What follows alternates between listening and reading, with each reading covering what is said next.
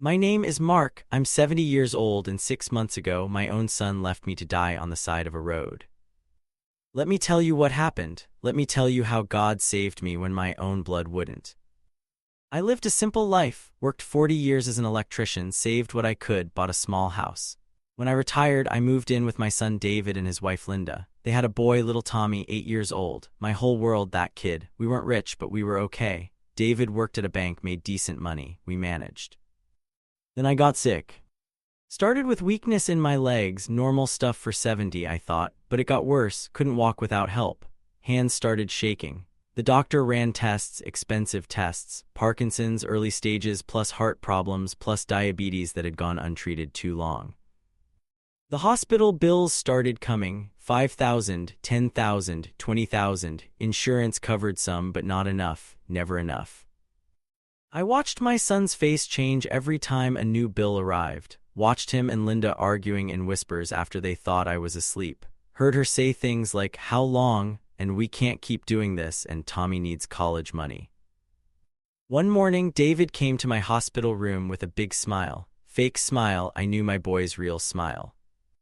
"Dad, doctors say you can leave for a day. Let's have a family picnic, like old times." I should have known, should have seen it in his eyes. But I was so happy to leave that hospital bed, to feel sunlight again, I didn't question anything. They helped me to the car. I asked where Tommy was. "He's coming with Linda's parents. They'll meet us there." We drove for 2 hours away from the city, away from everything I knew. David kept checking his mirrors, hands tight on the wheel. We stopped at a small restaurant, middle of nowhere, just empty fields and a highway. "Where are the others?" I asked. "They're coming, let's eat first." We went inside. David ordered food but didn't eat, kept checking his phone. After 20 minutes, he stood up. "They got lost. I need to go get them. Wait here, Dad, I'll be right back." The way he looked at me, like he was memorizing my face, like it was the last time. "David, I'll be right back, Dad, promise." He left. I watched his car disappear down the highway. 1 hour passed. I called, no answer. 2 hours. The restaurant manager started giving me looks. 3 hours. They asked me to leave. "My son's coming back," I told them. "Sir, we're closing. You need to go." They put me outside. I sat on a bench, oxygen tank beside me, medication in my pocket that would run out in 2 days. 4 hours. 5 hours. The sun started setting. That's when I knew they weren't coming back. My son had driven me 2 hours from home and left me to die. I tried to stand, to walk somewhere, anywhere, made it maybe 50 feet before I had to stop. My legs wouldn't work. My chest felt like someone was sitting on it. The temperature was dropping. October in Wisconsin, no coat because David said we wouldn't need one. I sat on the ground beside the road, leaning against a mile marker sign, and I prayed. "God, I don't understand. I worked my whole life. I was a good father. I changed David's diapers, taught him to ride a bike, paid for his school. Why is this happening? If this is how I die, I accept it. But why like this? Why by my own son's hand?" The cold got worse. My fingers went numb. I couldn't feel my feet. Another 10 minutes, maybe 15, and I'd be gone. Part of me wanted it. The shame hurt worse than the cold. Then headlights, a car slowing down, window rolling down. Sir, are you okay?" A man, maybe 40, getting out of his car, running to me. "Oh my God, you're freezing. What happened?"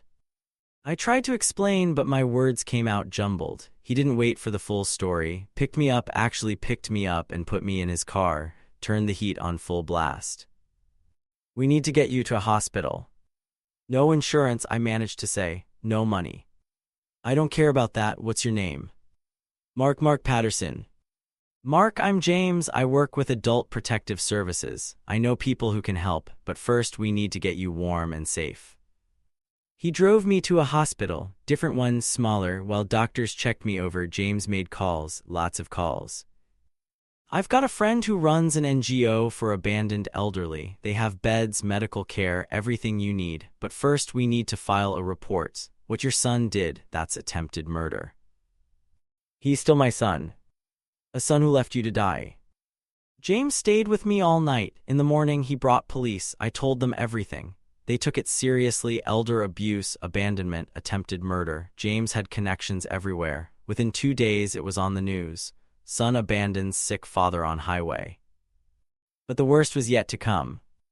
When police went to my son's house to arrest him, they found documents. My house deed transferred to his name, my bank accounts emptied, power of attorney papers I never signed but somehow had my signature. He'd stolen everything while I was in the hospital. That hurt more than the abandonment. He didn't just want me gone, he wanted everything I'd worked for my whole life. James drove me to see David after his arrest. My son sat there in handcuffs, and you know what he said. "Linda made me do it." Still lying, still refusing to take responsibility.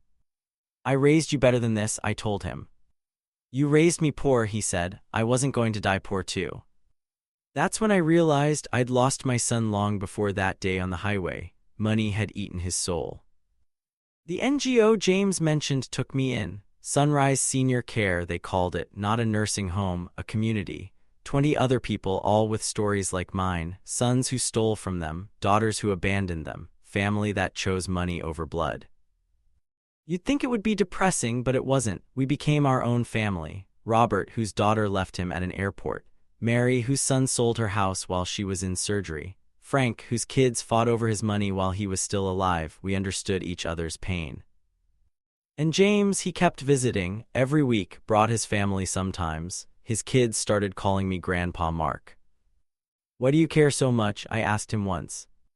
"My dad died alone," he said. "I was too busy working to visit him. I found him 3 days after he passed. I swore I'd never let another old person die alone if I could help it."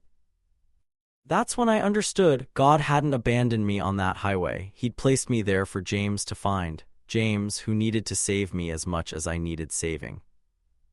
The trial was hard, seeing David in court, watching Linda cry fake tears. They got 5 years each. Fraud, elder abuse, attempted murder. Tommy went to Linda's parents. I haven't seen him since. That hurts most of all. But here's what I learned. Family isn't blood. Family is who shows up. James showed up. The people at Sunrise showed up. The strangers who donated to help with my medical bills showed up. My son, who shared my blood, left me to die. A stranger who owed me nothing saved my life. Which one was family? It's been 6 months now. My health is stable, medication managed, therapy helping. I've got friends who actually care if I wake up tomorrow. James's kids visit every Sunday. We play cards, tell stories, laugh about things that aren't funny but become funny when you're 70 and survived what we survived. Last week, a new resident arrived. Daughter dropped her off and never came back. She sat in the corner crying for 2 days. I went over, sat beside her. "It gets better," I told her. "How, my own daughter?" "Your daughter made a choice, now you make yours. You can die of a broken heart, or you can live to spite them. You can waste your remaining years mourning people who don't deserve it, or you can spend them with people who do." She looked at me, really looked at me. "Does it still hurt?" "Every day, but it hurts less than freezing to death on a highway." She laughed, small laugh but real. That's how we heal here, one laugh at a time, one day at a time, one new family member at a time. People ask me if I forgive David. I'm working on it, not for him, for me. Anger is poison, and at 70 I don't have time for poison. But forgiveness doesn't mean forgetting, doesn't mean letting him back in my life, means letting go of the hope that the past could be different. My son chose money over his father, that's his burden to carry. I chose life over bitterness, that's mine. And God was in that car that stopped, in James's need to save someone because he couldn't save his father, in the NGO that had a bed ready, in the prosecutor who took the case seriously, in the 20 strangers who became my family. Want to know how God saved me from a car accident? When my life was broken, my dad was in the hospital, and my wife left me. You want to know what happened next? Click here to watch the full video.